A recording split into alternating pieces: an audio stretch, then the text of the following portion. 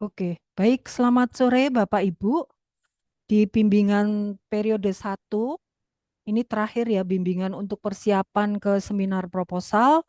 Jadi saya ingin menggarisbawahi dalam proses seminar proposal, jangan lupa nanti Bapak Ibu mengenakan jasket yang merah. Kemudian tadi Pak Daniel sudah sempro, tetapi hasil kami hold dulu karena nggak apa-apa ya Pak Daniel, tapi beliau punya komitmen nanti tanggal 12 ya, tanggal 12 beliau akan menyelesaikan revisi sesuai masukan dari pembimbing 1 dan pembimbing 2. Oke, baik Bapak Ibu, Bu Tere ingin menyampaikan dalam seminar proposal nanti, slide-nya jangan banyak-banyak ya, 7 atau 8 slide saja. Ya, sebentar, saya mau menginfo ke Mas Observer dulu.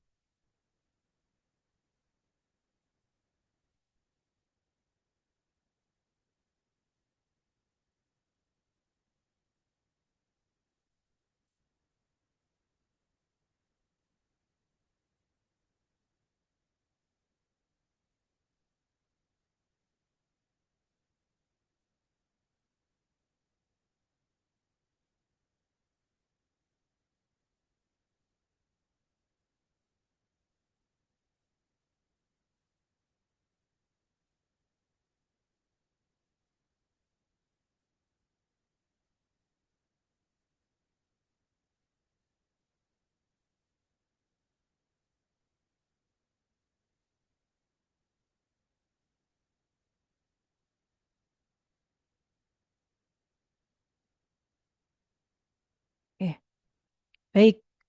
Eh, Pertanyaan yang akan selalu muncul dalam seminar proposal adalah pasti di latar belakang ya. Proses penulisan juga tetap akan kami perhatikan dari tim penguji, tapi biasanya itu akan menjadi nilai yang paling penting Bapak Ibu karena proses penulis kan karya ilmiah. Jadi proses penulisan harus diperhatikan dan jangan diabaikan. Ya, meskipun kita fokus di konten, tetapi sistematika penulisan itu juga penting, ya. Jadi jangan sampai ujian itu nanti Bapak Ibu, penguji hanya membahas tentang sistematika penulisan, ya. Langsung ke konten, nanti waktunya habis dan itu sudah dipastikan nilai Bapak Ibu akan tidak di tidak sesuai standar, ya.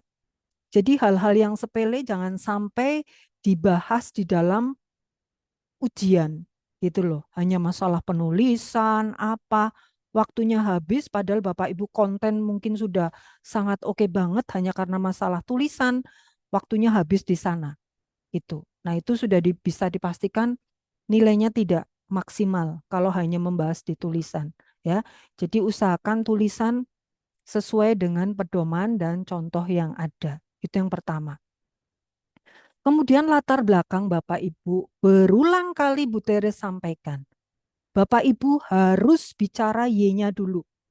Ya, Y itu masalah, fenomena, dan gap. Y. Y itu masalah. Ya, coba Pak Daniel. Y-nya Pak Daniel apa?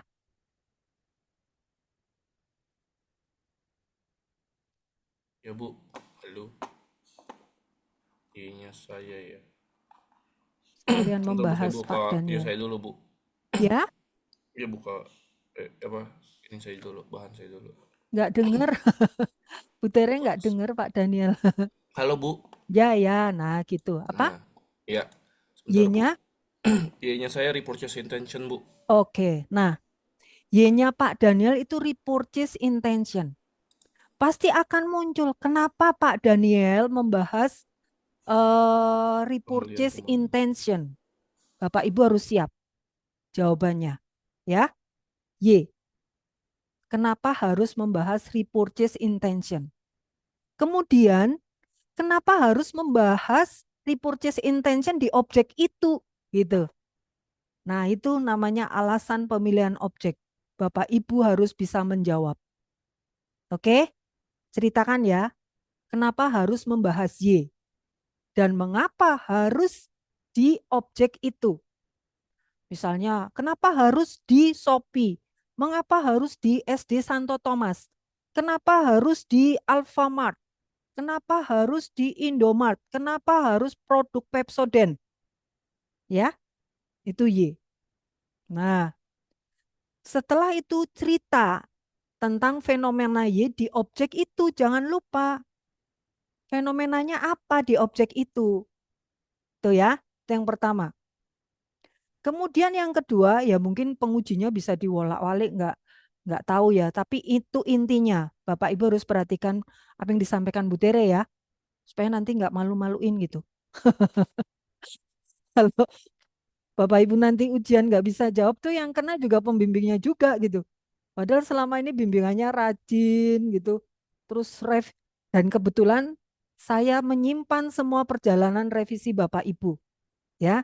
Jadi Bu Tere agak sedikit hafal kalau misalnya revisi yang saya berikan tidak direvisi itu Bu Tere agak hafal gitu. Ya. Terlepas dari itu miliknya siapa tapi ingat gitu. Ya. Tuh. Kemudian pertanyaan kedua, mengapa terjadi Y? Ya, mengapa terjadi Y? Oh, karena X1, karena X2, karena X3, atau X1, S2, dan Z. Gitu ya. Itu. Jadi, ya oke, nggak apa-apa. Jadi itu, cara berpikirnya seperti itu ya, Bapak Ibu ya. Kenapa harus membahas Y? Oke. Lalu, mengapa harus di objek itu? Itu pasti pertanyaan itu akan muncul. Ada fenomena apa di Y itu, di objek? Misalnya purchase intention. Kenapa sih kok bahas purchase intention? Ada apa dengan purchase intention di objek itu Pak Daniel gitu. Nah itu ya. Terus Pak Daniel cerita bla bla bla. Udah setelah cerita fenomena Y, kemudian Pak Daniel berasumsi, Pak Benus berasumsi bahwa terjadinya Y itu karena X gitu. Misalnya Pak Benus X-nya apa? Baik, Bu. Kalau saya X-nya ini X1 Citra Sekolah. Oke, X, stop. Citra oh, sekolah ya. Jadi Y itu masalah, Pak Benus berasumsi bahwa Y ini penyebabnya adalah brand image, gitu ya. Setelah itu, Pak Benus harus bisa cerita bagaimana brand image di objek yang terjadi yang Pak Benus asumsikan bahwa ini adalah fenomenanya, gitu. Ya.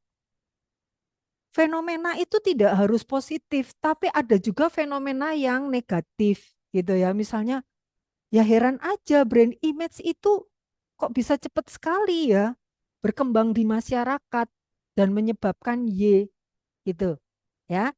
Cara berpikirnya seperti itu. Kemudian setelah X, asumsi yang lain apa misalnya? Misalnya Bu Agatha X2-nya apa? Fasilitas Ibu. Oke, tadi seolah-olah Y itu terjadi karena citra, brand image, kemudian fasilitas gitu. Loh, kenapa kok Ibu bisa mengasumsikan bahwa fasilitas ini yang menyebabkan terjadinya Y? Begini, karena fasilitas di tempat kami, mestinya sekolah standar internasional itu fasilitasnya ada 7. Tapi di tempat kami itu ada 5, Ibu. Nah, ini fenomena yang terjadi. Sehingga ini menyebabkan Y, bisa jadi seperti itu. Atau bisa juga Bu Agatha cerita, standar sekolah internasional itu ya Bu, fasilitasnya mestinya ada 7. Tempat kami itu 5, tapi heran aja peminatnya tetap banyak. Nah, misalnya itu Y-nya minat beli. Itu ya. Nah, terus kenapa toh Bu Agatha? Nah, ini yang mau saya teliti Bu. Karena fenomena di Y, asumsi saya karena brand image dan fasilitas. Dengan adanya brand image dan fasilitas, ternyata membangun minat. Kok bisa bicara begitu? Iya Bu, dari beberapa hasil interview, karena saya Y-nya keputusan, Z-nya minat, Penasaran aja, apakah selama ini masyarakat sekitar juga berminat? Iya, saya berminat sekali karena saya sudah mendengar informasinya atau umumnya dari sosmed bahwa sekolah Agatha Christie itu bagus banget. Jadi rencana anak saya kalau sudah umur 7 tahun saya masukkan di sana. Sehingga ada minat, ya, interveningnya minat gitu. Kemudian setelah minat terrealisir, baru kami memutuskan, sehingga respondennya Bu Agatha adalah orang tua siswa yang sudah menyekolahkan di situ. Dulu minat karena apa? Iya, minat saya terbangun karena brand image yang sudah berkembang di masyarakat dan fasilitas yang benar-benar saya lihat dari kakaknya dulu yang dulu sekolah di sini. Itu. Ya, jadi ceritanya mengalir aja Bapak Ibu, nggak usah stres-stres karena kan Bapak Ibu memang melihat yang di depan mata, ngalir aja, nggak usah liatin. Kalau perlu slide-nya tuh hanya untuk memancing, namanya aja PowerPoint kan, bukan power text gitu. Jadi PowerPoint-nya tuh untuk memancing Ibu untuk bisa bercerita. Pak Benus juga besok disiapkan, semoga bisa dengan baik ceritanya ngalir gitu. Mohon Ya, maaf Bu, bisa saya bertanya dulu di bagian ini? boleh. Nah, tadi kan dari dulu-dulu sih ya, Ibu sudah mengingatkan kita bahwa slide-nya ini memang terbatas, tidak perlu banyak. Setidak-tidaknya 8 atau paling banyak 10 begitu kan Bu ya. Ya, Tetapi saya merasa dengan jumlah yang seperti itu takutnya nanti tidak mengcover 1 sampai 4 bab 1 sampai 4 itu bagaimana Bu ya? Karena yang saya buat tetap ini mengcover. Kalau oh, Bapak buatnya bukan power text, iya ya. tetap mengcover. Bapak buat 8 slide, 2 bab 1, 2 bab 2, 2 bab 3, 2 bab 4, 2 terakhir daftar pustaka sama global questionnaire. Bab 2 kan Bapak cukup cerita kan, fenomena, masalah dan gap. 1, 2 itu. Dah ya, itu tadi Bu Tere sudah membocorkan. Kemudian setelah Bapak Ibu cerita tentang fenomena itu, jangan lupa Bapak Ibu menyelipkan penelitian terdahulu yang memasukkan gap-nya, ya. Gap-nya tuh misalnya, oh, penelitian miliknya Yunus Handoko dan kawan-kawan menyampaikan bahwa brand image tidak berpengaruh terhadap purchase decision. Nah, itu namanya gap. Kemudian penelitian milik Tere dan Ike menyampaikan bahwa fasilitas berpengaruh. Nah, itu. Jadi minimal 2 empirisnya, ya. Jadi Bapak Ibu tuh fenomena tuh bisa diambil dari misalnya, oh, teori citra merek. Citra merek menurut Philip Kotler itu pasti berpengaruh terhadap keputusan. Tetapi hasil penelitian milik Tere dan Ike ini tidak berpengaruh. Nah, ini yang menarik gitu ya. Yang namanya gap tuh kadang melawan teori, kadang melawan penelitian terdahulu sebelumnya gitu. Ya, itu yang Bapak Ibu harus paham. Karena sudah sekelas tesis, jadi masukkan gap. Kemudian grand teorinya jangan lama-lama ya. Tahun 2005 itu terlalu lama juga. Cobalah kalau grand teori misalnya 2012, 2018 gitu ya. Itu pakai buku yang terbaru ya. Ada yang 1957. Bapak Ibu udah lahir apa 1957? Belum kan? Kan semua kelahiran tahun 2018. Tuh kan? Ya, jangan tua-tua banget grand teorinya. Ya, Apalagi Ananto, Bu ya. iyo Ananto, Bu, empiris tua-tua teori itu. empirisnya itu loh yo. Empirisnya kan 5 tahun terbaru Bapak Ibu. Ada ceritanya loh. Namanya empiris itu penelitian yang dinamis terus menerus dilakukan lah Ibu. Bapak Ibu akan melakukan penelitian di tahun 2025. Apakah hasilnya sama dengan 5 tahun sebelum gitu? Ya, itu ada ceritanya. Oke, sampai sini ada pertanyaan. Ini benar-benar kisi-kisi mau sempro loh. Bu, izin tanya, Ya, Ibu adakah template pakemnya gitu untuk si PowerPoint ini gitu? Misalnya kayak slide 1, slide 2 itu harus isinya latar belakang, rumusan masalah atau bagaimana gitu. PowerPoint itu Bapak Ibu bagian dari proses penilaian kami. Oke. Jadi, ya silahkan buat sebagus mungkin. Ya, yang penting bagi kami itu PowerPoint bukan power text ya. Terkadang terfokus pada PowerPoint malah membaca. Ya, nanti apa penguji nyatanya nggak lihat karena cuma baca PowerPoint terus gitu. Ya, PowerPoint itu poin-poin aja yang fungsinya untuk memancing Bapak Ibu bercerita tentang apa gitu. Ya, makanya saya tidak mengizinkan lebih dari 10 slide. Udah ya. Ya, rumusan masalah itu yang pakem, Bapak Ibu. Rumusan masalah kalau 2X, 1Z, 1Y itu pakem mesti 7. Ya, kalau mau 12 silahkan, karena mungkin Bapak Ibu membreakdown indikator silahkan. Tapi nggak usah mencari masalah lah. Ya, 7 aja wes mumet loh. Gitu. Ya, karena kita kuantitatif, awal kalimat itu apakah. Sudah, Bu Tere sudah kasih masukan. Nah, kalau misalnya variabel X-nya 3, Y-nya 1, 4 saja cukup. Mau 6, mau 7 boleh. Tapi bagi saya 4 cukup. Ya, dah perhatikan baik-baik. Kemudian kalau X1, X-nya 1, Z-nya 1, Y-nya 1 berapa?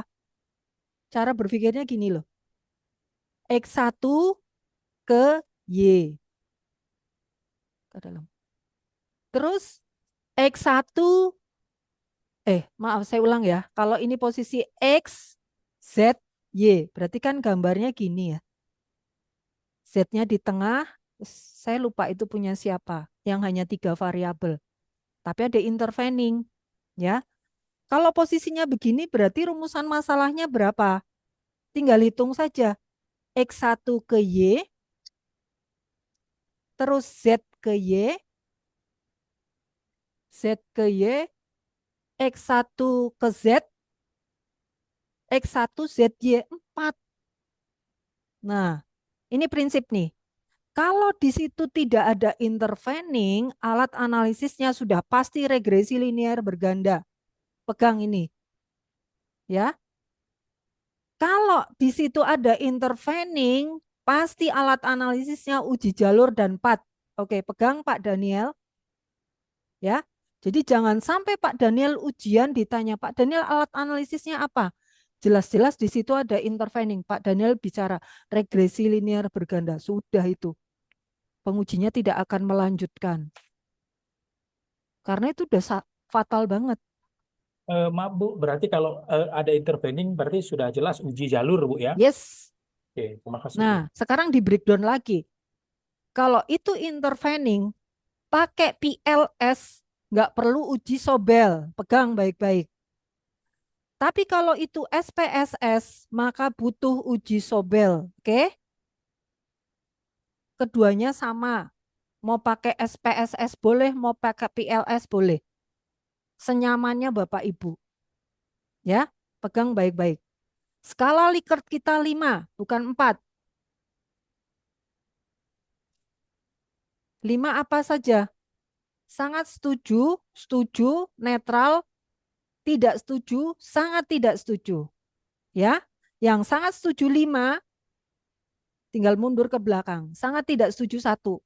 Ya, jangan kebalik loh ya. Ya, jangan kebalik. Dah, yes, ya.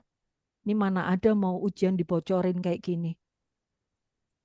Ya, monggo Pak Hilman, kalau mau sholat silahkan. Oke, sudah? Sudah ya. Kemudian kalau rumusan masalahnya 7, tujuannya ya 7. Sudah pasti itu. Rumusan masalahnya 7, tujuannya 4. Sudah salah juga. Oke? Ya. Jadi kalau rumusan 7 ya tujuannya 7 gitu. Ya, batasan masalah Bapak Ibu.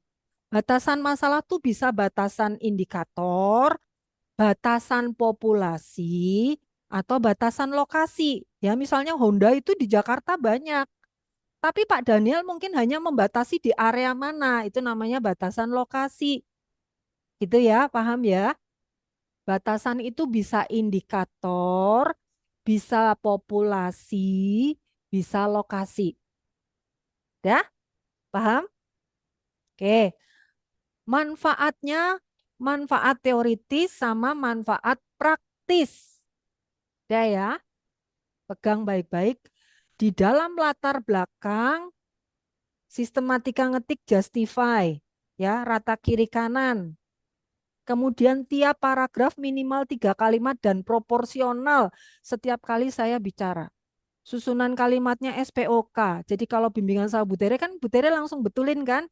Itu maksudnya Bu Tere tuh coba Bapak Ibu melanjutkan sesuai dengan revisi yang saya berikan gitu. Ya. Bikin menarik dulu para pengujinya. Karena kadang penguji itu terkecoh ya, tulisannya sudah rapi gitu ya, udah bahagia itu. Nah, soalnya karya ilmiah tuh kalau dilihat awal itu tulisannya nggak rapi, sudah bad mood pengujinya. Dari awal itu aja sudah nggak rapi, nggak tahu dalamnya bagaimana. Ya, kerapian adalah salah satu bentuk iman katanya. Kerapian adalah salah satu bentuk kualitas dari tesis Anda, Bapak Ibu. Ya, oke. Ini bab 1. Sampai sini ada pertanyaan? Lanjut ya. Ibu, saya lagi, Bu. Ya, monggo. Saya kan sudah mengirim ini PPT dengan bab 1 sampai 4 ke admin. Nah, seandainya malam ini setelah bimbingan ini juga saya akan merevisi PPT Besok saja. saja saat ujian, sebelum presentasi Bapak menyampaikan, saya ingin merevisi bla bla bla. Itu akan lebih baik. Oh, begitu, jadi disampaikan Ya, kan begitu, Bu ya. yap, Kalau begitu. ya. Seneng banget tuh hari ini ada masukan jadi mau revisi tuh, Pak Ya, Benus. ya itulah, Bu, makanya saya bertanya. Saya senang sekali Ya, dengan Ibu oke. ini. Ya Oke. wes. Ini bab 1 dulu. Ada pertanyaan?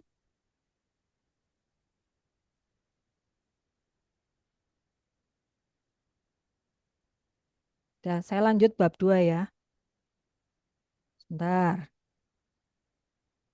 Lanjut bab 2. Ini banyak yang tanya pendaftaran karena bulan ini ada potongan 2 juta. Jadi banyak banget yang masuk. 2 juta lumayan untuk biaya wisuda. Bapak Ibu yang punya partner pendaftaran S2 di bulan ini ada potongan 2 juta. Ya, kita sudah masuk regulasi yang baru, tetapi biayanya masih pakai biaya yang lama. Nah, khusus batch 18 ini saja. 19 nanti harganya sudah baru karena regulasi baru. Gitu. Oke, selanjutnya bab 2. Saya nggak tampilkan slide ya. Saya memang mempresentasikan saja. Bab 2, yang pertama kajian pustaka. Oke, sudah paham ya. Di dalam kajian pustaka Bapak Ibu average sudah bagus ya. Tiap empiris Bapak Ibu menyampaikan penelitian ini diterbitkan di mana, volume berapa, nomor berapa, tahun berapa, judulnya apa, dan kesimpulannya apa. Average sudah bagus. Kemudian tabelnya sudah detail ya. Tabelnya tuh nama penulis, tahun, judul, variabel, metodologi, dan hasil. Metodologi di dalamnya apa? Alat analisis, populasi, ya, teknik penetapan jumlah sampel, jangan lupa gitu. Ya, ada 2 tabel. Tabel yang pertama isinya detail, tabel yang kedua perbedaan dan persamaan. Dah, sampai empiris sudah lancar. Sekarang kajian teori. Kajian teori dimulai dari variabel Y, Z, kemudian X, dan yang terakhir hubungan antar variabel. di kajian teori, Bapak Ibu sekilas cerita dulu tentang objek, kemudian yang kedua turunan dari variabelnya Bapak Ibu. Misalnya, oh ini turunan dari marketing mix, oh ini turunan dari manajemen personalia. Itu harus cerita dulu sedikit. Jangan satu halaman kebanyakan, sedikit aja. Oke. Kemudian menuju ke X ya. Sorry, ke Y. Misalnya keputusan pembelian. Definisi keputusan pembelian cukup dari dua grand teori.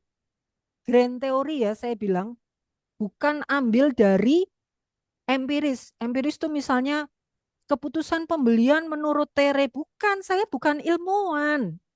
Ya, karena saya ilmuwan, maksud saya belum ilmuwan murni yang menciptakan satu teori. Grand teorinya marketing tuh pakailah Philip Kotler, Keller gitu ya. Itu prinsip. Jangan pakai yang dari empiris kecuali digital marketing. Nah, ini dinamis. Boleh ambil dari empiris. Tapi kalau grand teori marketing itu Philip Kotler, grand teori research, it's art itu Maslow, MC Gregor misalnya gitu. Ya, ambil yang grand teori loh Bapak Ibu. Ya, misalnya keputusan pembelian. Definisinya menurut Kotler dan Keller. Yang kedua baru mau pakai yang lokalan. Boleh, tapi yang pertama harus grand teori dulu. Setelah itu indikatornya wajib. Indikatornya sebutin semua. Include sama definisinya. Ya, itu di bab 2. Diawali dari Y, Z, dan X. Oke? Ya, jangan kebalik-balik. Sistematika nulis saya juga sudah berikan. Ya, hindari menggunakan simbol atau baletin ya. Paham ya Bapak Ibu? Simbol itu yang kotak-kotak, bintang, jangan pakai itu karena kita karya ilmiah. Bapak Ibu pernah baca buku di situ pakainya simbol? Enggak kan? Pasti sistematika menulisnya ada. Oke, setiap awal bab posisi halaman itu bottom center. Next page-nya kanan atas, jangan salah. Ya, setiap awal bab. Jadi yang halamannya bottom center tuh setiap awal bab 1, 2, 3, 4, 5, 6. Hanya 6. Yang posisi halamannya bottom center tuh hanya 6 halaman. Lainnya semua di kanan atas. Oke, semua tabel spasinya 1. Keterangan rumus spasinya 1. Itu. Ya, batas kiri 4, atas 3, kanan 3, bawah 3. Spasinya berapa? Sekalian ngecek. Spasinya 2. Ya. Dua. Nah, ya yang masih keliru nanti diperbaiki. Spasinya 2.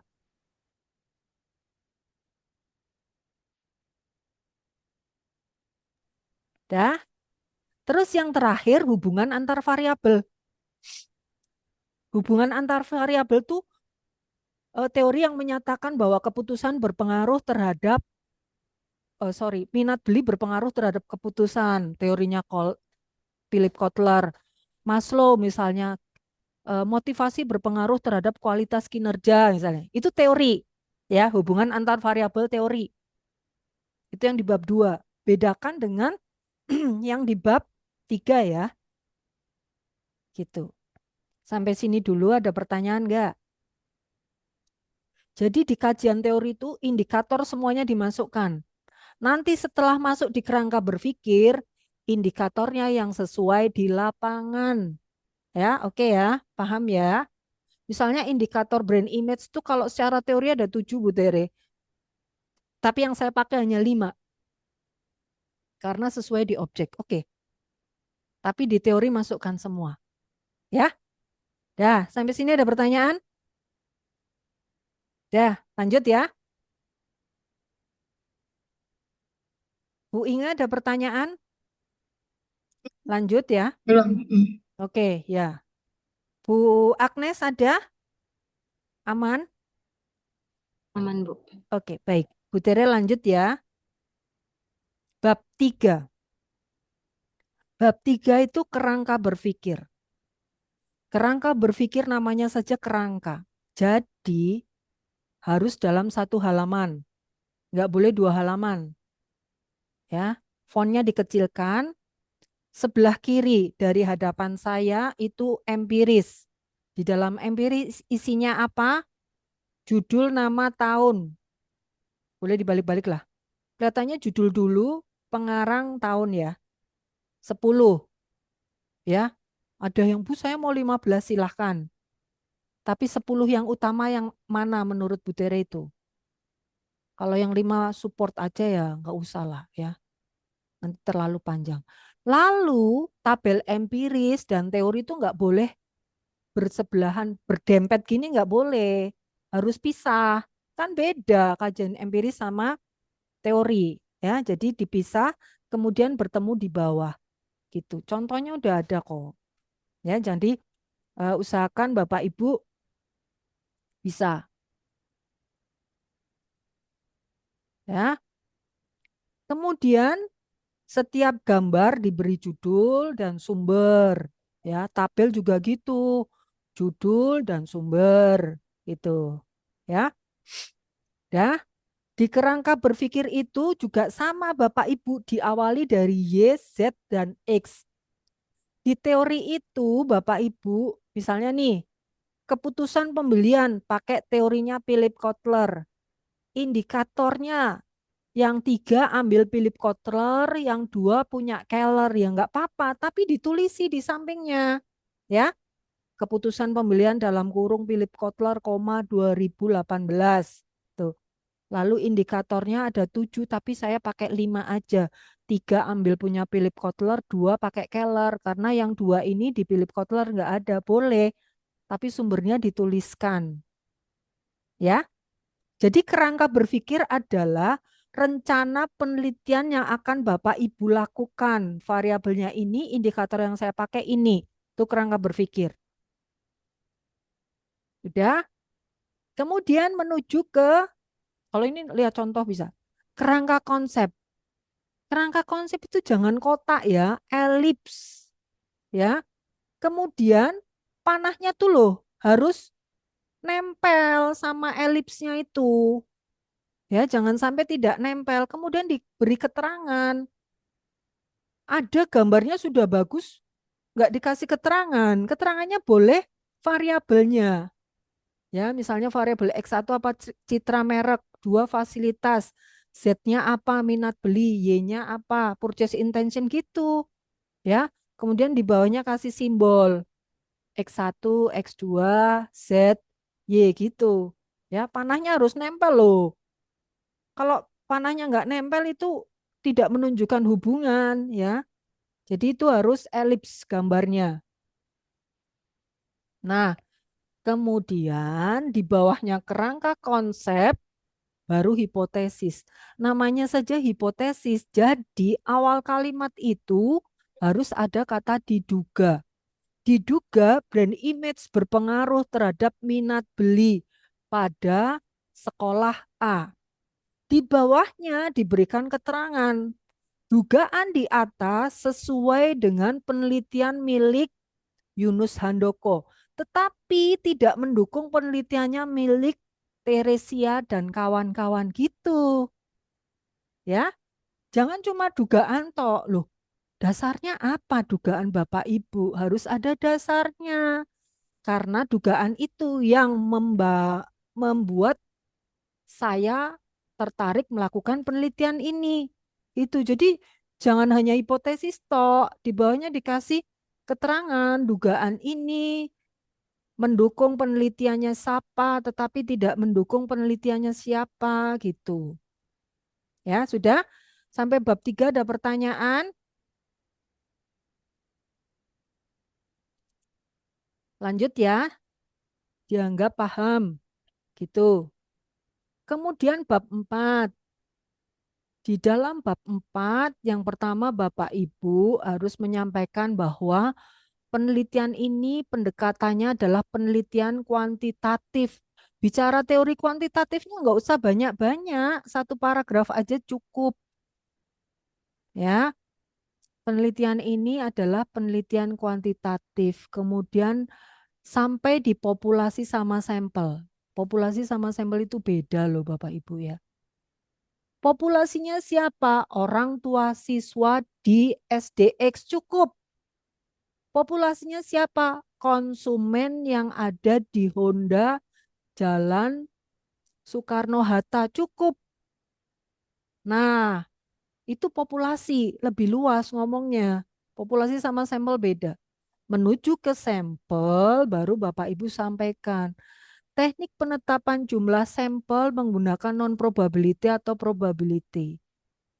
Karena jumlah yang terlalu banyak, nah ini pun juga Bapak Ibu harus bisa sampaikan. Kan Bu Tere sampaikan, kalau sampelnya itu datanya sudah ada di depan mata, itu bisa langsung masukkan ke Slovin. Ya, tapi kalau datanya random tidak diketahui gitu ya, boleh dengan sistem Cooper and Imori atau Lemessurier gitu. Bu, tapi saya ada kriteria. Oh, berarti pakai purposive sampling. Bu, karyawan semua saya pakai, berarti sensus atau jenuh gitu. Ya, itu namanya teknik penetapan jumlah sampel. Jangan tiba-tiba jumlah sampel saya 80. Saya maunya 80. Ya gak bisa Bapak Ibu, harus ada dasar teorinya, 80 ketemu dari mana gitu. Ya, ini prinsip banget ya. Kemudian nanti teknik penyebaran kuesioner dengan apa? Google Form, konvensional, datanya apa saja yang dibutuhkan Bapak Ibu, data primer, data sekunder, ya, itu. Kemudian definisi operasional itu definisi yang ada di lapangan, tetapi tidak berbeda jauh dengan teori. Bu Tere sudah berikan ya, cara menyusun definisi operasional variabel. Saya tunjukkan nih, masih banyak yang keliru. Bentar.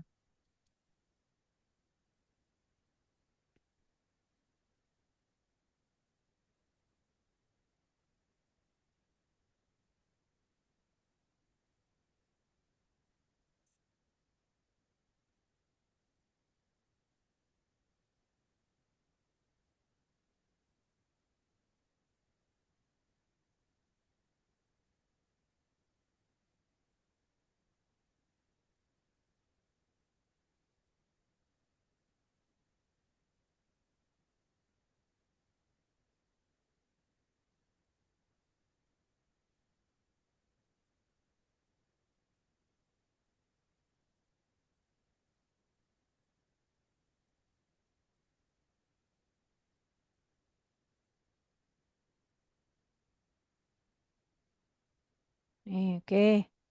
Nih ya Bapak Ibu, Bu Tere sudah share juga. Sudah ikuti Bu Tere ini selamat rasanya ya. Nih, cara membuat definisi operasional variabel. Kelihatan nggak?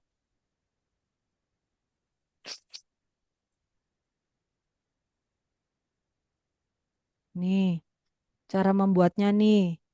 Contoh nih, misalnya definisi. Definisi. Nah ini, cara membuat item pernyataan di kuesioner. Tapi kita definisikan dulu ya. Jadi misalnya contoh nih, brand image. Kalau secara teori ini yang ada di bab 2, itu definisinya adalah kesan atau persepsi yang dimiliki seseorang, kelompok atau publik terhadap suatu objek dalam kurung produk, perusahaan atau orang berdasarkan pengetahuan, pengalaman dan evaluasi. Nah, ini definisi secara teori ya. Kalau definisi operasionalnya apa? Definisi operasional itu sesuai yang ada di lapangan.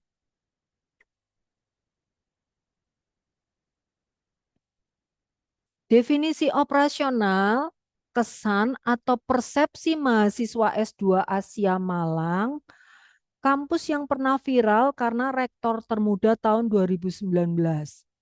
Alumni S2 bergelar MM, pengalaman hanya studi 1,5 tahun saja dan hasil evaluasi memiliki sistem perkuliahan sekelas workshop. Nah, ini definisi operasional yang ada di objek. Kalau yang ada secara teori cuma kesan atau persepsi yang dimiliki seseorang. Nah, di sini langsung sebut kesan atau persepsi mahasiswa S2 Malang tentang kampus S2 MM Asia itu apa?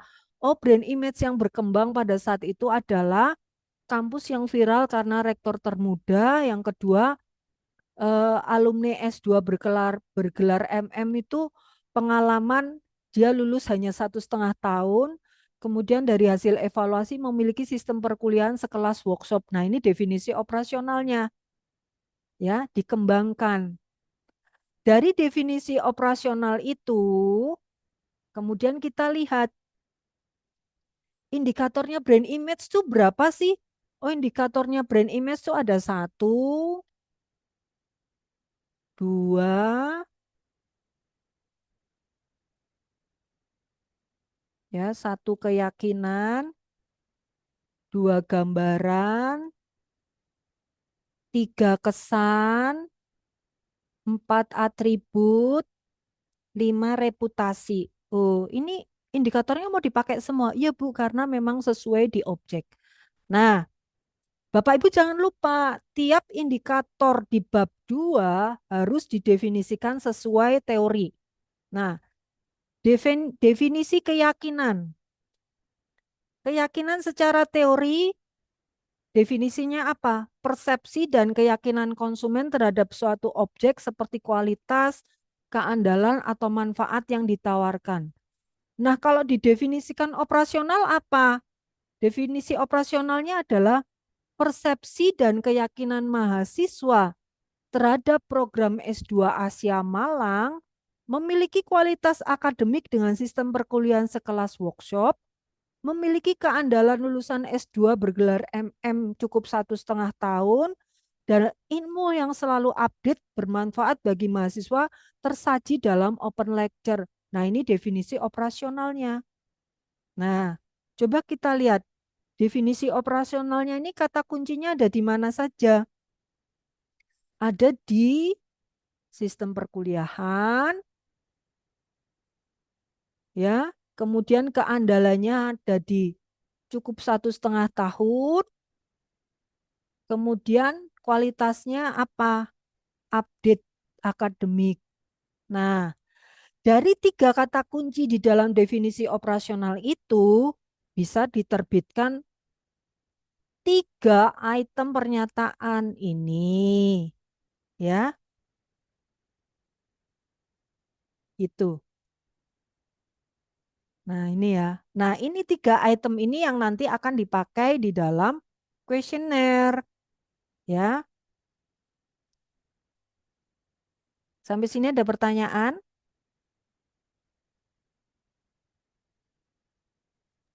Saya lagi, Bu. Monggo. Saya kembali kepada sampel, Bu. Ya, Sampel. Nah, jumlah orang tua murid di kelas 7 yang akan saya teliti itu kan berjumlah 258. Kemudian kalau tadi menggunakan analisis jalur, apakah eh, 258 ini saya kurangi menjadi 100 atau semuanya diteliti begitu, Bu? jangan tiba-tiba dikurangi 100. Eh, Y-nya apa? Keputusan, Bu. Z-nya apa? Word of mouth. Word of mouth. Total orang tua siswanya berapa? 250. 258. 258. Kalau diambil semua kan terlalu berat. 258 itu kan Bapak data real yang diperoleh dari sekolah kan? Benar. Kalau 258 itu Bapak bisa masukkan ke rumus Lovin. Kan kemarin Bu Tere udah kasih saran itu. Oh iya, kalau dimasukkan ke Slopin dia menjadi 134, Bu. Udah pakai itu Itu ya. 134 ya. Oh iya, baik. Dah. Tuh ya. Berarti Kenapa tidak pakai beliau analisis bisa jalur, Bu, sampaikan ya? datanya berapa? Data pasti 258. Oke, kalau data pasti sudah didapat 258, ambil 134. Di kelas berapa, Pak? Di kelas 7, Bu. Kelas Semua 1 kelas 7 SMP. ya? Ya, Ya, oke. Bapak harus berikan alasan. Kenapa hanya kelas 7 yang diambil? ya baik. Di latar belakang ada juga, Bu. Bukan di latar belakang. Oh enggak, kalau kalau besok bisa saya jawab. Di bab Di 4-nya bab, juga disampaikan ya? iya, baik. Gitu, oke. Nah, itu contohnya ya. Jadi Bu Tere sudah berikan juga cara membuat item pernyataan. Jangan lupa tiap indikator jangan sampai item pernyataannya cuma satu. Kenapa? Kalau itu tidak valid, Bapak Ibu harus mengganti variabel. Satu variabel itu kan harus men-take down, ganti lagi, bongkar semuanya, ulang dari awal nanti. Makanya dari awal saya sampaikan tiap indikator minimal 2 atau 3. Ya, mengantisipasi supaya menyelamatkan variabel. Kalau indikatornya ada yang tidak valid, bisa dibuang masih punya 2. Gitu. Ya. Ini yang bab 4. Jangan lupa alat analisis dimasukkan, kemudian daftar pustakanya pakai pakai Zotero atau kemarin apa ya Bu Tere minta apa? Daftar pustakanya sistematika ngetiknya pakai Mendeley. Oh iya, sepertinya kemarin waktu apa kuliah onsite Bapak Ibu ikut kan ya? Yang online itu ada material SPSS dan PLS yang tanggal 3 kemarin. Ya, Bu, tapi terlambat linknya Ikut, Bu. masuk itu, Bu. Oh, kan ada videonya. Nanti minta admin ya. Sudah share belum Sudah Sudah, videonya? dikirim. sudah, Ya, sudah. oke. Saya dikirim Nanti sih, Bu. Bapak Ibu lihat di sana ya. Jadi nanti di dalam proposal cover daftar isi bab 1 2 3 4 lampiran kuesioner dan daftar pustaka. Ya. Tuh. H-1 sudah harus sampai di tangan admin, itu sudah paling terlambat ya. Syukur-syukur H-2 lebih oke loh. Jangan sampai sore mau ujian materinya baru dikirim. Waduh, wis bencana nanti. Pengujinya kan nggak sempat baca. Oke. Ada pertanyaan Bapak Ibu, ini kesempatan. Ibu untuk daftar Ibu, pustaka Ibu. ya, Kan kemarin Ibu ada bilang kalau misalnya bukunya itu atau penelitian itu dalam bahasa Inggris. Kita harus translate nih. Di dalam daftar pustaka, apakah juga ditranslate atau memang enggak no, udah daftar asli? pustaka yo aslinya. Cuma Kalau pada dia saat udah ada yang di ini Bu, yang di apa namanya? terjemahan, Terjemahan? ya pakai itu boleh. Oke. Ya. Kalau aslinya buku bahasa Inggris ya judulnya tetap bahasa Inggris, nggak boleh diubah gitu. Teorinya kalau bahasa Inggris baru ditranslate ke Indonesia. Tuh ya. Oke. Baik, Bapak Ibu ada pertanyaan? Ibu Tere izin bertanya. Ya, monggo. Ibu, yang tadi Ibu jelaskan tentang apa definisi operasional, terus turunannya ada item pernyataan. Mm-mm. Nah, item pernyataan itu tidak semata-mata untuk jadi apa ini kuesioner ya, Bu ya? Yo, Hanya semata-mata hanya jadi kuesioner. Item oh, gitu. pernyataan itu semata-mata untuk jadi kuesioner, Langsung jadi oh, ya. jadi kalau seandainya item pernyataannya 2 berarti pernyataan yang di kuesionernya juga 2 gitu, Ibu. Iya, tiap indikator itu usahakan jangan satu item pernyataan, Ya. ya. Cara membuat item pernyataan, ingat kalimat pasif, hindari kata sifat, ya. Kata sifat itu misalnya baik, bagus, jelek, on time gitu. Itu kata sifat, hindari kata penghubung. Kata penghubung tuh dengan, atau, ya, sama, Itu kata penghubung. Misalnya, oh, fasilitas yang dimiliki sekolah, di sekolah tersedia fasilitas AC dan whiteboard. Nah, antara AC sama whiteboard kan beda.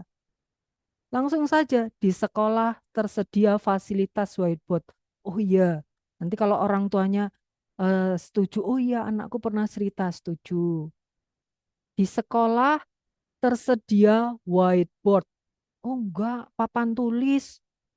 Papan tulisnya pakai kapur, dia akan jawab tidak setuju.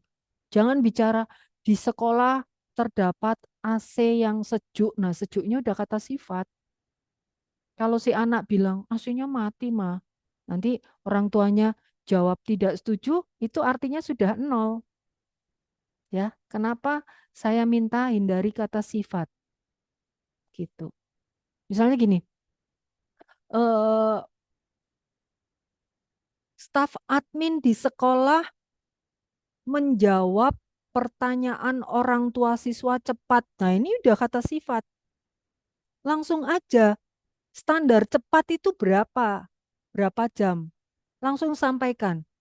Staf admin pertanyaan orang tua siswa direspon staf admin 1 kali 24 jam gitu caranya. Langsung sebut ya. Terus misalnya ada produk nih. Kualitas produk produk biskuit produk biskuit A memiliki tanggal expired lama. Lama ki piro? Lama itu berapa? Langsung sebut aja. Standar biskuit itu expirednya berapa lama? Sesuai SOP-nya misalnya. Langsung sampaikan standar expired kualitas produk biskuit 3 bulan titik gitu. Nah kan konsumennya kan jawab, enggak tuh kemarin saya beli tuh, saya lihat expirednya enggak 3 bulan, nah gitu. Ya langsung sebut. Terus kalau yang di kinerja apa karyawan, karyawan selalu datang terlambat. Ini sudah kata sifat loh, ya. Sampaikan saja jam kerja kantor pukul 7.30 sampai 16 WIB. Nah, guru-guru yang tidak datang di situ pasti jawab tidak setuju, wong saya masuknya jam 10. Oh, berarti ada 3 shift. Sampaikan saja jam kantor guru 3 shift. Gitu. Atau boleh juga jangan bilang jam kantor guru jam 7.30 dan jam 10.30. Jangan, antara 7.30 sama 10 kan beda. Jadi tulis aja jam kantor sesi pertama guru 7.30, jam kantor sesi kedua guru 10.30. Kalau mereka merasa oh saya selalu datang yang sesi 2, mereka akan jawab setuju. Gitu. Ya. Itu caranya ya. Jadi langsung sebut supaya tidak ambigu. Gitu. Yuk. Oke. Ada pertanyaan lain? Ya, Bu. Pak Afif silahkan. Pak Afif sudah saya respon loh ya. Iya, Bu. Lagi menunggu dari Bu Widi, Bu. Oke. Ya, yuk. Nah, yang pertama tadi, Bu, untuk yang variabel tadi ya, untuk di teori sama di definisi operasional Ya. variabel tadi, berarti dari Y dulu, Bu ya. Izin Nggih. konfirmasi. Ya. Kemudian berikutnya untuk yang di indikator, Bu. Ini Nggih. kan kebetulan kan ada 4 variabel baik X maupun Y, kan kita ada 5 indikator ya kurang lebih ya. Nanti kalau kita minimal 2 pernyataan, jadi ada 40 lebih ya minimal Ya. nanti untuk kita edarkan Mm-mm. surveinya gitu. Cuma Ya. ini indikatornya tadi masih boleh disesuaikan nggak, Bu ya indikatornya, atau jadi kan mungkin ada informasi kalau memang ini bisa dipakai indikator 3 indikator saja dari 5 kita bisa pakai 3 Ini gitu. Pak Afif, indikator itu disesuaikan dengan objek. Objek. Bukan berarti misalnya, oh indikator di variabel ini ada 7. Bensidi aku 2 aja. Jangan ya. Jadi disesuaikan dengan di lapangan. Soalnya nanti Pak Afif nggak sengaja pada saat ujian tertutup biasanya kepancing sama pengujinya. Loh, itu bukan itu indikatornya Pak Afif, gitu. Kenapa Bapak nggak masukkan? Ini kan bagian di situ gitu.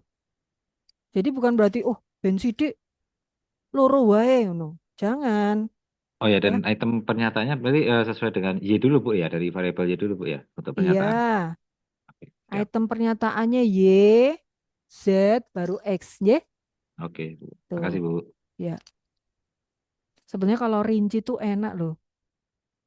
Gitu. Item pernyataannya minimal 2 ya Pak Afif. Nah, betul Bu. Minimal 2, ada yang 3. Ya, monggo. Pokoknya jangan 1 lah. Soalnya Budare khawatir nanti kalau diolah data mboten valid harus mengganti variabel yang lain bongkar kabeh loh. Ya, di awal saya sudah mewanti-wanti gitu. Ya, hujan lebat. Waduh, hujan lebat petir. Iya, ini udah bulan Mei kok masih hujan lebat. Yuk, ayo Bapak Ibu, kesempatan bertanya ya. Ini hari apa? Kamis. Hari Kamis, Jumat ada yang maju ujian, Pak Benus, Bu Maria, dan Bu Inge ya kalau nggak salah. Bu Farida bukannya besok ya? Enggak ya? Enggak, Bu. Kenapa? Kenapa saya minta cepat Bapak Ibu? Karena setelah revisi 7 hari, Bapak Ibu bisa cepat sebar kuesioner loh. Nah itu, terutama yang di sekolah-sekolah bisa kekejar sebelum terima rapot. Itu, maksudnya saya sih itu. Supaya pada saat terima rapot kesempatan Bapak Ibu bisa memberikan kuesionernya. Minta tolong isi dulu sebelum tanda tangan di rapot gitu. Itu maksud Bu Tere sih. Ya, yes. Bapak Ibu kalau sempro boleh hadir ya. Kemudian mengisi formnya ya. Ikut sempronya siapa. Karena itu nanti dilampirkan juga. Tidak harus setiap kali ikut ya. Boleh ikutlah 5 sampai 10 orang itu sudah bagus itu. Ya. 5 sampai 10 nanti kalau ujian jadi khatam, udah pinter. Minta ujian paling belakang itu malah bencana loh, soalnya revisi 7 hari. Terus habis itu harus sebar kuesioner, waktunya mepet banget gitu. Jadi lebih cepat lebih baik Nur. Soalnya deg-degannya sama, ujian besok apa ujian nanti itu tetap deg-degan Bapak Ibu. Ya. Oh tadi udah dapat bocoran Pak Daniel ujiannya kayak apa? Gitu. Ya. Meskipun harus ngehold, harus mengulang ya nggak apa-apa lah. Itu demi baiknya gitu. Ya. Oke, baik ada yang lain Bapak Ibu? Ya, Ibu, J. jadi ini saya kan besok maju Ibu, jadi masih bisa kami perbaiki lagi dulu. Gini caranya, berkas yang masuk tidak bisa diperbaiki. Tapi sebelum presentasi Ibu bisa sampaikan ada revisi di bagian ini. Gitu caranya. Oke, Nah, ya. misalnya pada saat ujian tertutup juga begitu ya. Oke. Waktu Ibu baca-baca, oh ini kurang dan lain sebagainya. Sebelum presentasi Ibu diberi kesempatan untuk merevisi. Oh, baik, Gitu, baik pada Ibu. saat presentasi. Jangan mengirim berkas lagi. Nanti Oh, baik. pengujinya, biasanya penguji sudah berproses itu harus mengulang berkas yang baru gitu. Nggak apa-apa, nanti revisinya disampaikan di depan. Gitu. Ya, baik Ibu. Perbaiki kuesioner banyak. Boleh, ya, nggak apa-apa. Ya, ya ada yang lain? Saya mau tanya, Bu Tere. Boleh, Bu Inge. eh kan soalnya juga besok saya dimajuin jadi besok. Ya, Nah, saya sekarang lagi ngebut bikin PowerPoint. nah, Terus kuesioner itu di dalam PowerPoint juga. kuesioner Ibu boleh garis besarnya saja. Biasanya penguji akan cek kuesioner, kemudian langsung menyampaikan bahwa kuesioner ini kurang tepat gitu. Garis besarnya aja Oke. nggak apa-apa.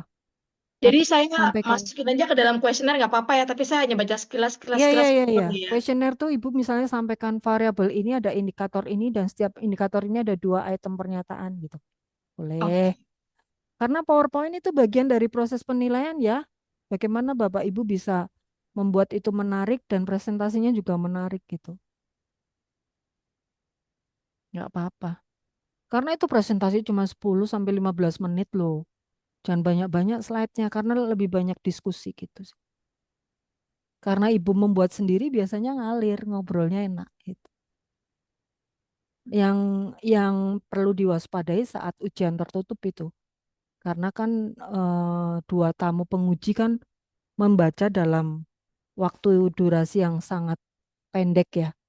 Jadi perjalanannya kan lebih menguasai yang pembimbing dan pembimbing biasanya sangat minim pada saat ujian untuk apa eh, mengajukan pertanyaannya lebih sedikit gitu untuk pembimbing. Tuh. Tapi biasanya akan membantu untuk menjelaskan apabila pengujinya tidak sesuai dengan ini, sudah melenceng dari topik yang dibahas, biasanya pembimbing akan ikut masuk di dalamnya gitu ya. Tapi bukan berarti kalau dalam ujian jangan langsung begini. Sebaiknya bagaimana? Jangan gitu ya. Bapak Ibu silahkan bertahan dulu gitu. Bertahan tuh bukan ngeyel ya, tapi bertahan dengan sesuatu yang apalah pakai logika gitu ya. Bertahan bukan ngawur, tapi bertahan yang mampu memberikan klarifikasi kepada pengujinya. Maksud saya ini gitu. Ya, nanti lebih kalau penguji sih lebih pada hal-hal yang prinsip yang tadi saya sampaikan di awal ya.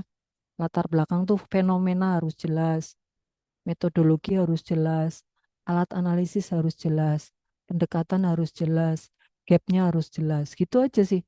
Sudah sangat prinsip itu. Pokoknya jangan sampai Bapak Ibu yang prinsip-prinsip yang tadi Bu Tere sampaikan itu tidak diperhatikan gitu. Ya, biasanya pertanyaannya tertuju di sana.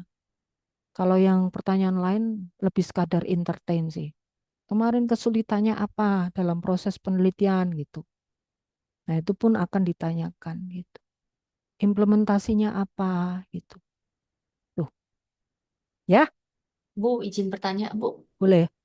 Tadi kan katanya dalam item pernyataan, kalau bisa itu harus kalimat pasif ya, Bu ya? Ya, Kalau misalnya item pernyataannya saya dapat menjalankan tugas di lingkungan sekolah tanpa gangguan, berarti itu bukan kalimat pasif dong? bukan. Oh, berarti harus kalimat pasif ya? Kok tanpa gangguan Berarti indikatornya apa? suasana Def- kerja? Suasana kerja, definisi indikatornya suasana kerja. Ah, Definisi secara teori suasana kerja apa? lingkungan kerja mempengaruhi suasana kerja? Indikatornya kan suasana kerja gitu ya. Benar. Iya. Definisi suasana kerja secara teori apa? Definisi suasana kerja. Secara teori. Hmm. Pakai teorinya siapa? Hmm. Suasana kerja pakai teorinya siapa? Sebentar. Suasana. Hmm.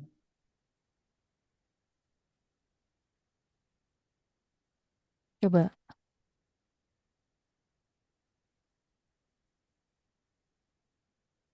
Indikatornya siapa sih suasana kerja?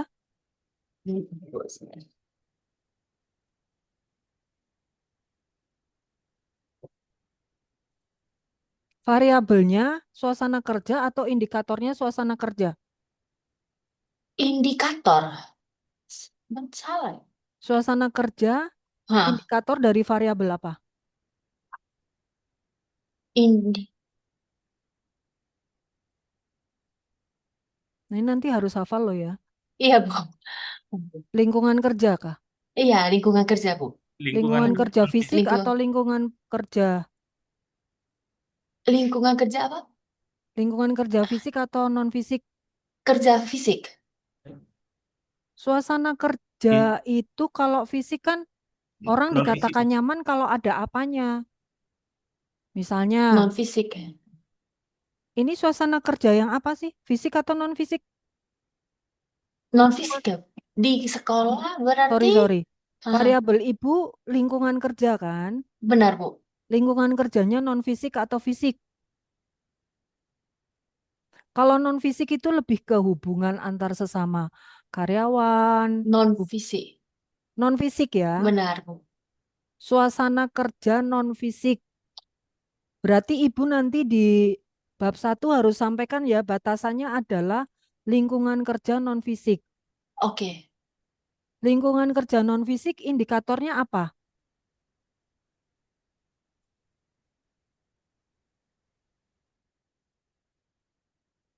Di teorinya Ibu,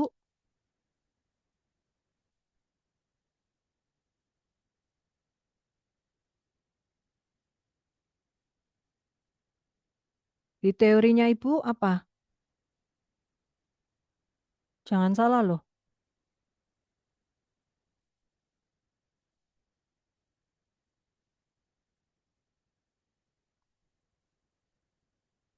Lingkungan kerja non fisik itu indikatornya hubungan interpersonal, komunikasi efektif, kerjasama tim, rasa aman dalam bekerja. Punya Ibu apa? Suasana kerja, Aha. ketersediaan sarana prasarana, Oh, itu hubungan kerja. fisik. Oh, oke, oke. Hahaha. Atau lingkungan kerja secara general, Ibu. Ibu apa aja? Eh, Coba sebut. Suasana kerja, Mhm, ketersediaan sarana dan prasarana mengajar, mhm. hubungan kerja yang harmonis antar guru dan staf sekolah, penghargaan terhadap prestasi dan kinerja guru. Oh, berarti lingkungan kerja secara general ya, ada fisik Ah, dan non fisik. ah. Nah, kalau suasana kerja, apa yang membuat suasana kerja di situ nyaman? Satu, misalnya, setiap guru mendapatkan satu meja atau mendapatkan satu set properti untuk bekerja. Satu set itu di dalamnya ada apa? Meja kerja dan kursi. Itu satu set ya. Suasana kerja bisa juga setiap atau di sekolah tersedia ruangan ukuran 4 kali 6 meter untuk 5 orang guru. Nah, itu termasuk dalam suasana kerja. Kalau tadi Ibu sampaikan apa tadi? Item pernyataannya harus didefinisikan operasional dulu. Suasana kerja tuh definisi operasionalnya apa secara teori? Coba. Teorinya Ibu apa? Yuk, suasana kerja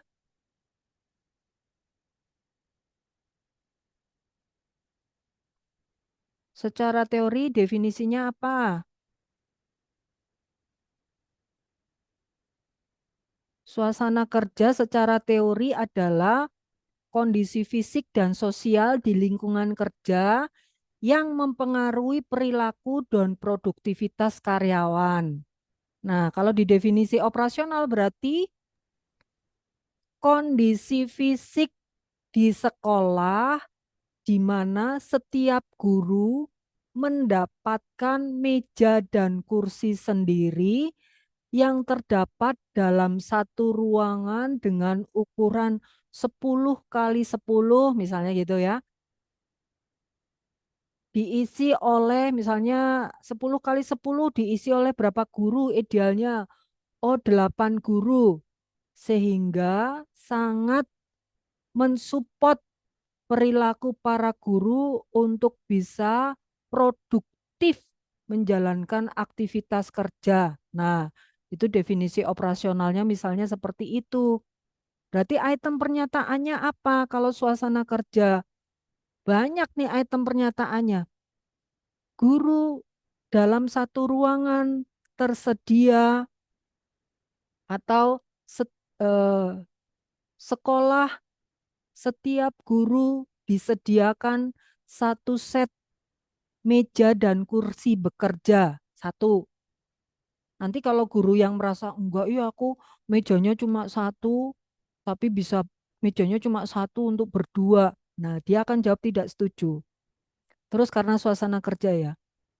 Terus habis itu setiap ruangan atau boleh juga sampaikan sekolah menyediakan ruangan ukuran 6 kali 4 yang diisi oleh 8 guru. Waduh, 8 guru nyaman nggak ya kalau ukuran segitu? Kalau dia merasa tidak nyaman, dia akan jawab tidak setuju. Karena masuk ukuran segitu diisi 8 sih, misalnya gitu. Ya, terus eh,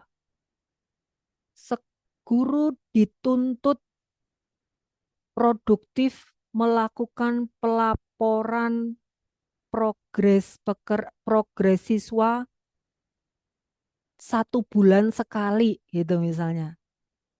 Ini nyaman nggak mereka disuruh buat itu? Bagaimana buat laporan? Satu ruangan cuma satu laptop. Sampaikan juga di setiap ruangan tersedia 1 PC untuk digunakan 10 guru. Nah ini kan juga buat gak nyaman juga. Ya, masa satu kelas cuma 1 PC? Satu ruangan cuma 1 PC dengan kapasitas 10 guru misalnya gitu. Itu kan termasuk suasana kerja. Terus yang berhubungan dengan komunikasi ya. Kepala sekolah dan guru ada dalam satu ruangan. Nah, ini. Jadi komunikasinya direct. Atau boleh juga, oh enggak kepala sekolah, posisi ruangan kepala sekolah terpisah dengan anggota guru di sekolah. Nah, ini berarti komunikasinya enggak baik karena terpisah jauh gitu. Atau boleh juga disampaikan, ruangan kepala sekolah hanya radius 1 meter dengan ruangan semua guru. Boleh juga. Itu namanya aja suasana kelas. Ibu yang bisa ceritakan. Yang penting itu definisikan operasional dulu suasana kelas. Suasana apa? Suasana kerja. Suasana kerjanya ibu tuh general. Jadi di situ ada fisik dan non fisik. Fisik itu berhubungan dengan properti yang tersedia untuk setiap guru, ruangan, tersedia AC enggak, ya, fasilitas yang disediakan, terus komunikasi yang terbangun itu seperti apa? Atau misalnya tiap meja guru jarak setiap meja guru dengan guru yang lain hanya 1 meter. Oh, berarti komunikasinya baik gitu. Gitu. Itulah Bu, seperti itu ya kira-kira ya. Mbak, terima kasih. Ya. Oke. Yuk yang lain. Biasanya memang yang agak butuh pemikiran tuh di latar belakang sama item pernyataan sih. Gitu. Kalau Bapak Ibu merasa kesulitan, lihat contoh ya. Contoh item pernyataan di variabel yang sama. Boleh.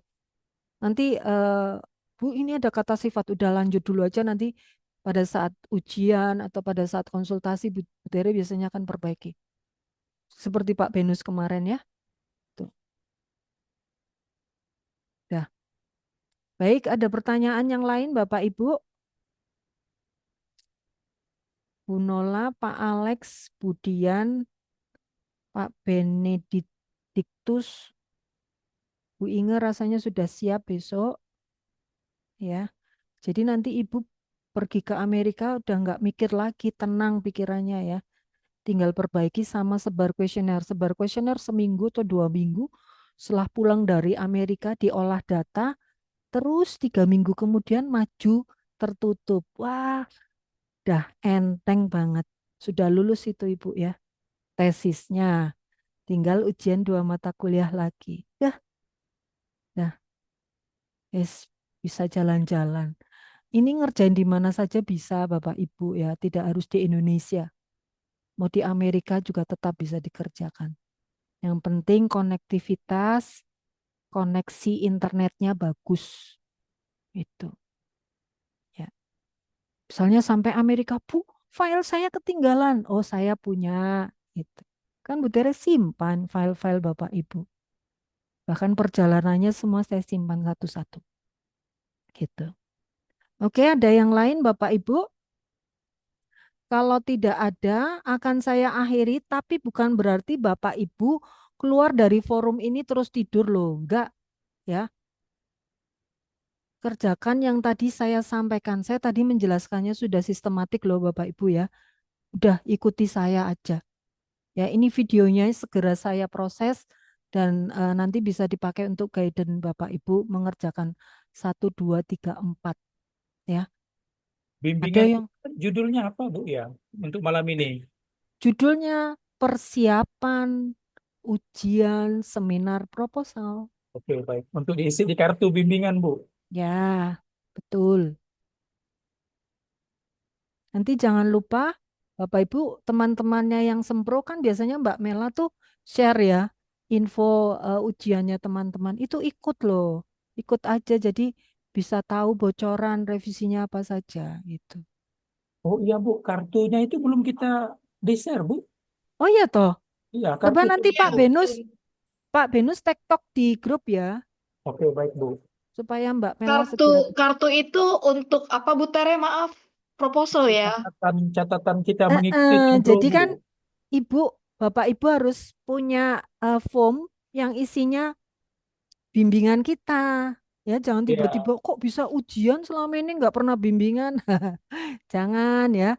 Nah itu, kalaupun Bu kemarin saya lubang nggak bimbingan. Bapak Ibu lihat video saya aja, anggap itu bimbingan kan tanggalnya ada tuh. Diisi kartu bimbingannya, sama diisi juga kartu mengikuti seminar proposalnya teman-teman. ya, kartu mengikuti seminar itu yang nampaknya belum Bu. Kalau Ya, kartu nanti bimbingan sudah. tektok di grup ya, Baik, supaya baik. dibantu Mbak Mela gitu.